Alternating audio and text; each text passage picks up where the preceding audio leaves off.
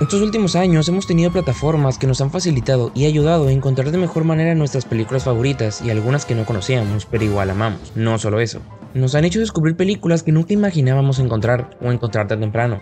Uno pensaría que gracias a esto la gente mira películas de otros lados del mundo y se nutre más del cine. Pues, lamentablemente, no. Estos pasados 7 años, las cintas más taquilleras extranjeras han tenido una baja del 61% a lo largo de los años. Un ejemplo serían las películas extranjeras más taquilleras del 2007, las cuales formaron 38 millones de dólares. En cambio, en 2013, las 5 más taquilleras solo hicieron 15 millones. En otro caso, el cine extranjero formaba parte del 10% de la taquilla americana. En 1986 bajó a 7%, pero hoy en día solo consta del 0.75%.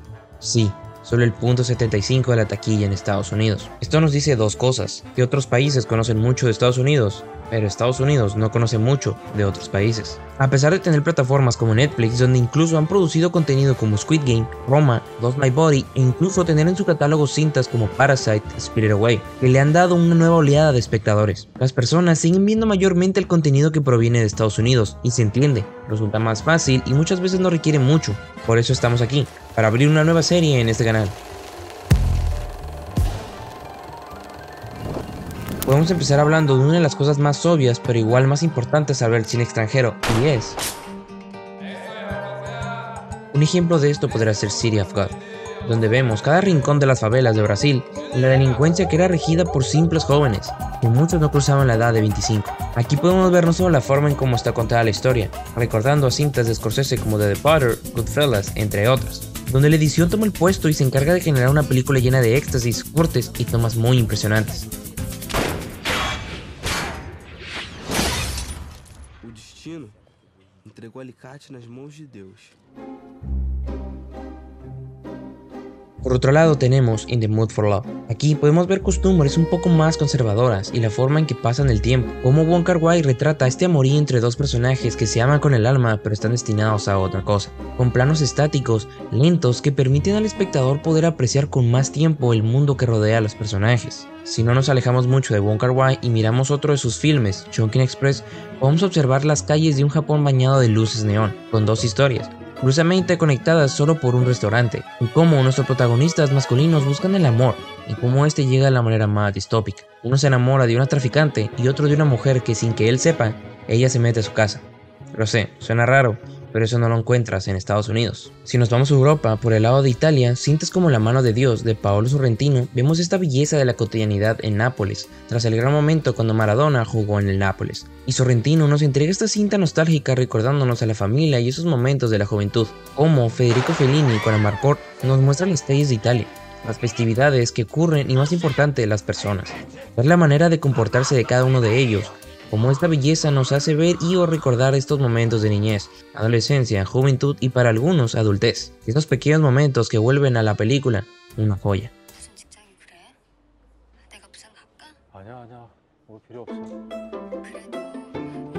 Esta vez no yendo tan atrás, Park Chan-wook decide regresar al cine clásico noir, de aquellos nombres como John Huston, Polanski con Chinatown, Hitchcock con Vértigo, pero claro, no podría ser una película exactamente como ellos. Su imprenta queda tan marcada que, a pesar de apegarse a herramientas clásicas del cine noir, termina siendo su propia cosa, que deslumbra con una historia que tiene giro tras giro tras giro, e incluso cuando se resuelve uno no puede terminar tranquilo, contando que tiene uno de los momentos más hermosos del 2022. Lástima que no la pude meter a mi top de lo mejor del año, ya que hubiera estado en un puesto alto.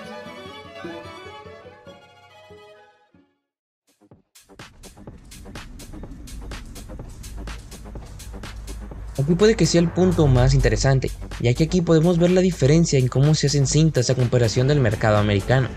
Gaspar Noé, un irreversible, no solo juega con un tipo de violencia visceral, visto muy poco en el cine americano, donde tenemos momentos como la escena del club con Vincent Cassel o la escena de violación con Mónica Bellucci,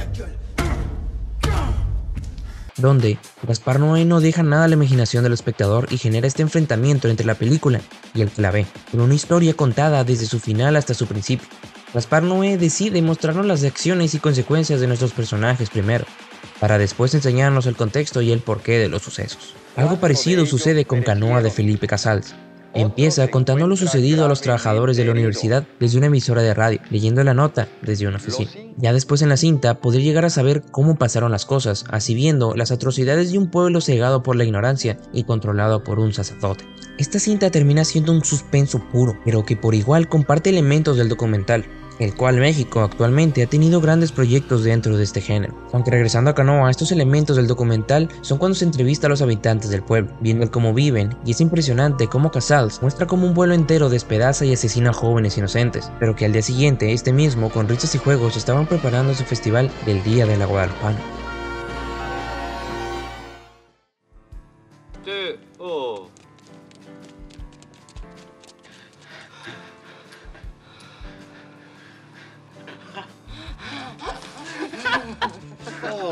Regresando de nuevo a Francia de la mano de François Truffaut, donde no solo es una historia un tanto tabú, dos mejores amigos que a lo largo de su vida comparten a la misma mujer, Catherine. Pero más allá de ser un triángulo amoroso, resulta en una historia de amor y desdicha. Aquí, Truffaut nos muestra los indicios de una edición más experimental, donde juega con sus planos para remarcar la belleza e interés que estos amigos tienen por Catherine, o cómo por el simple hecho de romper con la forma en cómo se editaban las cintas en ese entonces.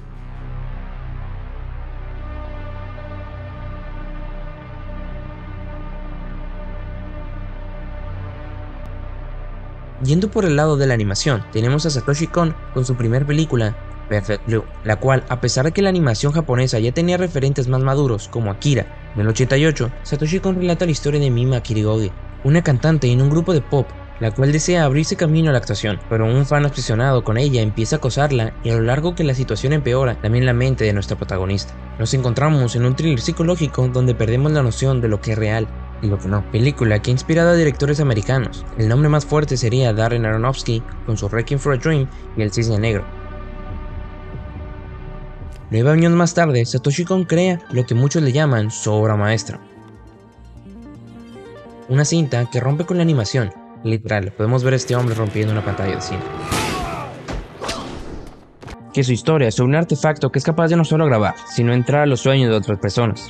Y que en su historia de misterio y thriller tratamos de encontrar quién fue el responsable de haber robado tan preciado y poderoso artefacto.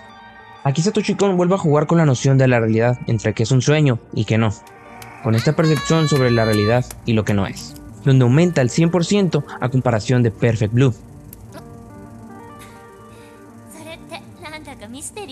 Si les sonó parecida la historia, me imagino que les viene una película en específico. A pesar de que Christopher Nolan nunca ha dicho que se inspiró en el trabajo de Satoshi Kon con Inception, es muy difícil no notar las similitudes.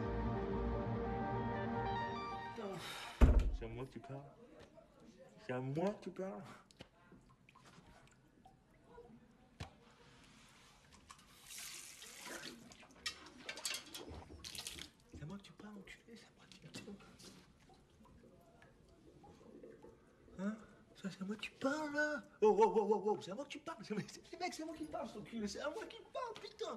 C'est à moi que tu parles comme ça, mec.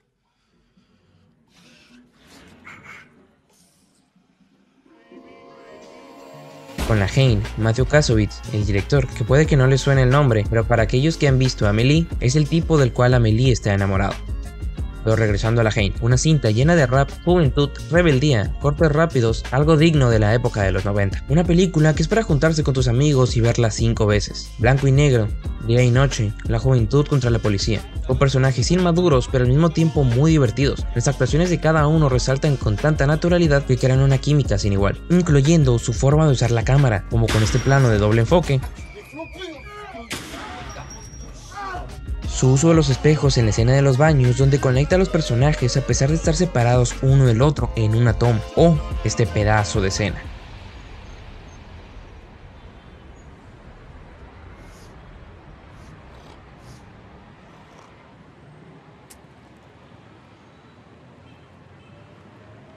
Con la Haine podemos encontrar, al igual que en City of God, este descontrol de la juventud. Aunque en Francia tiene un contexto histórico, sigue siendo una historia de jóvenes queriendo jugar con un poder que no pueden controlar, simbolizado con el arma que tiene el personaje de Vincent Cassel.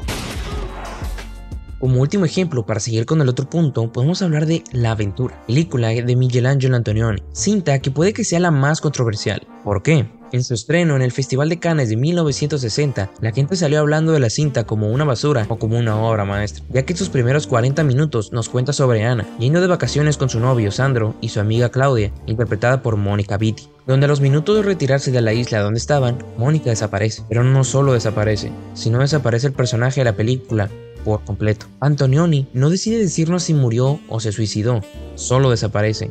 Y puede que los 30 minutos siguientes se entornen sobre la desaparición, pero poco a poco, lentamente deja de ser importante para la historia, así como si nunca hubiera pasado. En la cinta, que se vuelve entre un romance de Claudia y Sandro alrededor de ciudades casi solas o pueblos fantasma, donde la historia deja de ser lo importante y los personajes terminan siendo consumidos por los paisajes desolados. Podemos resumir que la aventura es la desaparición de Ana.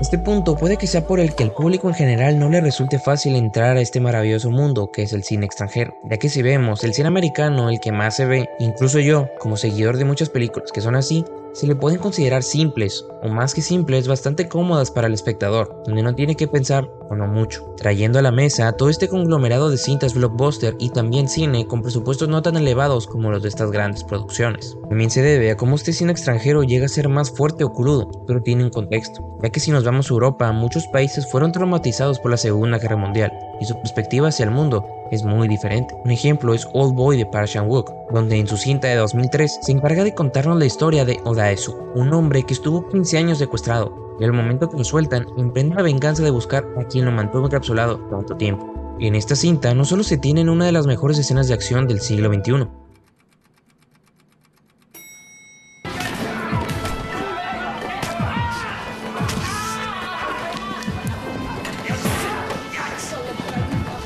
sino también una escena de sexo bastante prometedora y detallada, donde uno puede llegar a pensar que es exagerada y un tanto fuera de sentido de la película, pero en cuanto llegamos al final, todo tiene sentido, y te deja con un sentimiento amargo, y no solo por lo que viste, sino por lo que supiste. Ahora en Rusia, con Tom en sí, Lenin Klimov muestra la guerra y puede que si hablamos de películas sea la más real y cruda posible. Desde la perspectiva de un joven de unos 12 años podemos observar todo el caos y trauma que no solo le causa a él, sino a sus seres queridos y gente alrededor. Nos muestran las atrocidades de la guerra con escenas donde queman toda una casa llena de gente, mientras escuchamos los gritos de las madres y los lamentos de los niños y bebés.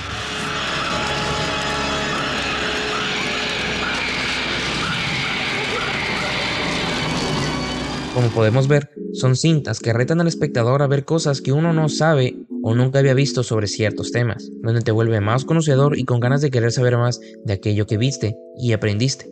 Otro caso fuera del caos y la destrucción es Eric Rohmer con Pauline at the Beach o Pauline à la plage. Usualmente en la filmografía de Rohmer, a diferencia de otros directores franceses que ya hemos hablado como Truffaut o Godard, Rohmer suele ser más intelectual que sus colegas, donde llena de diálogo y razonamiento a sus personajes, y Pauline at the Beach es uno de esos casos. Una de las escenas que más me atrapó fue cuando varios empiezan a hablar de sus perspectivas sobre el amor, y cómo se diferencia por medio de vivencias, edad y relaciones pasadas, con personajes como Pauline, una joven con una perspectiva menos completa por su falta de experiencia, y otras dos como Henry y Marion tienen más experiencia, no por eso es certera, incluyendo cómo una adolescente como Pauline es ofrecida por su prima a un joven mayor que ella, o cómo tiempo después de la cinta termina siendo despertada por otro de mayor edad mientras le da besos en el pie. Este tema sobre una joven relacionándose con un hombre mayor es algo que tocó de nuevo en su cinta Claire's Knee, pero esta vez retrata a Jerome y reflexiona sobre todo lo que le rodea, incluyendo amistades, amoríos y uno mismo, donde las situaciones que le ocurren terminan siendo causadas por él mismo y utiliza esto como excusa para poder relacionarse con dos jóvenes, una con más difícil alcance que otra, ya que una tiene novio. Pero esto no va por un amorío, ya que a pesar de que Jerome tiene interés por las dos chicas, nunca sobrepasa el límite. Con Taste of Sherry es la búsqueda de un hombre, Mr. Badi, el cual busca a una persona que le ayude a enterrarlo. Es interesante cómo Abbas Kiarostami nos habla de un personaje que perdió toda esperanza por el mundo y por sí mismo. Algo que considero bastante inteligente de Kiarostami es que nunca dejamos de ver la cinta desde el punto de vista de nuestro personaje. ¿A qué me refiero? Siempre es desde lo que él piensa, ya que Mr. Badi No es alguien interesante, no es alguien que uno quiera conocer o tener una charla. Y esto es el pensamiento de él hacia él mismo. ¿Cómo nos damos cuenta? A lo largo de la cinta, nuestro personaje le da raite a personas mientras las trata de convencer de lo que quiere hacer. Y conocemos más de todas estas personas en esos pocos minutos de charla que de nuestro personaje principal en toda la cinta. Un personaje que Kiarostami no quiere que conozcamos porque no hay nada que conocer. ¿Cómo nos remarca esto? Momentos antes de que nuestro protagonista cometa suicidio, va a su casa a recoger ciertas cosas y todo lo vemos fuera de la casa. Ni siquiera nos permiten poder entrar a un lugar íntimo como su casa. Todo desde afuera.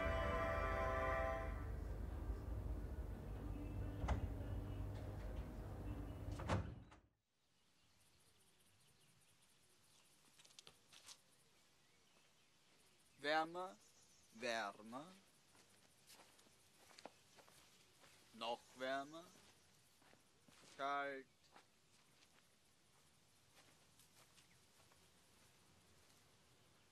Kalt, kalt, kalt.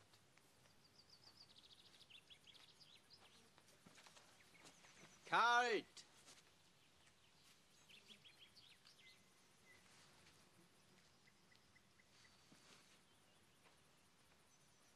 Ganz kalt. Kalt.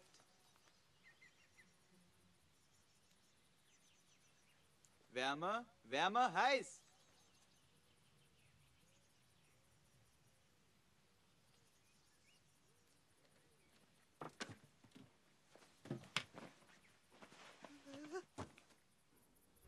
Viendo el terror, Michael Haneke con Funny Games es alguien que nos muestra lo más enfermo del ser humano, cómo este puede ver todo como si fuera un juego.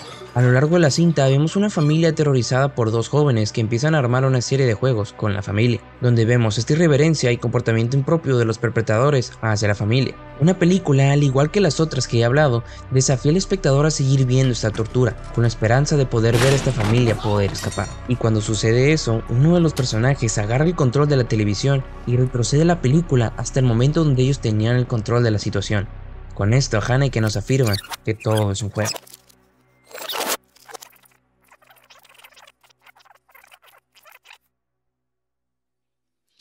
Das war der Probelauf. Und jetzt geht's um olympisches Gold.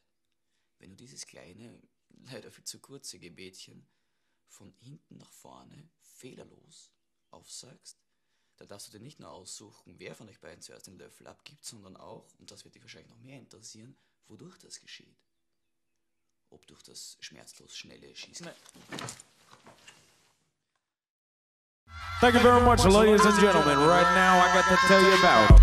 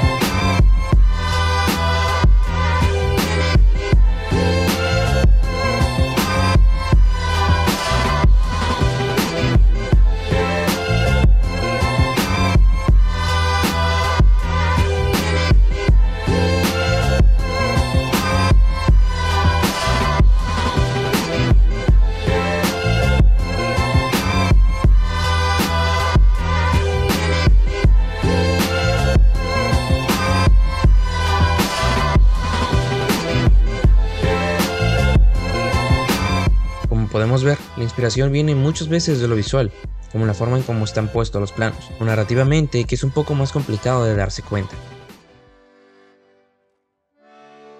Llegando a este último punto, ¿a qué me refiero con es más humano?